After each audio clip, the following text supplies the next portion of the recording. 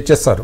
ఇక్కడ ఏంటంటే తెలుగుదేశంలో ఒకటి ఉందండి, అది ఒక కలెక్టివ్ డెసిషన్ ఉంటుంది. ఇది అవును, అంటే కేవలం ఆయన యూనిలేటరల్ గా ఆయన ఫోన్ చేశారు వెంటనే నేను చెప్పేశాను వద్దను అట్లా కాకుండా నేను అనుకుంటే he will take all the senior leaders అందరి ఒపీనియన్ తీసుకుంటారు.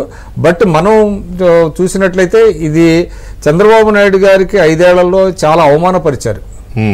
ఇక్కడ జరగటం ఏంటంటే ఆయన ఎలక్షన్ లో ఓడిపోవటం ఒకటి, తర్వాత అధికారం కోల్పోవటం ఒకటి అయితే ఆయన్ని చాలా అవమానపరిచారు. అంటే ఆయన స్టేచర్ ని చాలా కించపరిచారు చాలా మంది. అసలు ఆయన పేరు ఉచ్చరించడానికి అంటే అర్హత లేని వాళ్ళు కూడా ఆయన్ని కించపరిచారు పరిస్థితికి వచ్చారు. అటువంటిది ఇవాళ ఆయన యొక్క పెద్దరికాన్ని ఆయన యొక్క అనుభవాన్ని గుర్తించి బీజేపీ వాళ్ళు ఎన్డీఏ కన్వీనర్ పదవి తీసుకోండి చంద్రబాబు నాయుడు గారిని కోరటం అనేటువంటిది డెఫినెట్ గా ఇది తెలుగు వారందరికీ ఒక మంచి గర్వకారణం.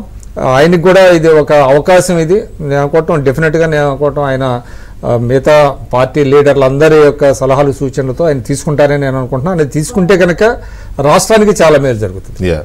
Right, what is your opinion? Chandrababu Naidu గారి కన్వీనర్ అనే ఆఫర్ని సరే ఆయన ఆలోచించి చెప్తారనుకోండి. ఆల్రెడీ కాంగ్రెస్ పార్టీ స్టార్ట్ చేసింది నితీష్ కుమార్ని క్యాచ్ చేయడానికి. They are trying to reach out Nitish అని కూడా వస్తుంది. అంటే వాళ్ళ ప్రయత్నాలు వాళ్ళకు ఉంటాయి. సో ఎలా ఉంటుంది చంద్రబాబు నాయుడు గారు తీసుకునే అవకాశం ఎంతవరకు ఉండే అవకాశం ఉంది ఎన్డీఏ కన్వీనర్ పోస్ట్? ఇప్పుడు మీరు చెప్పిన దాని ప్రకారం ఇద్దరితో ఉంది. ఒకటి నితీష్ కుమార్ గారు, 2 చంద్రబాబు నాయుడు గారు. అసలు క్యాండిడేచర్లో నితీష్ కుమార్ గారికి చంద్రబాబు నాయుడుకి పోలికలేదు. నితీష్ కుమార్ గారు నాకు తెలిసి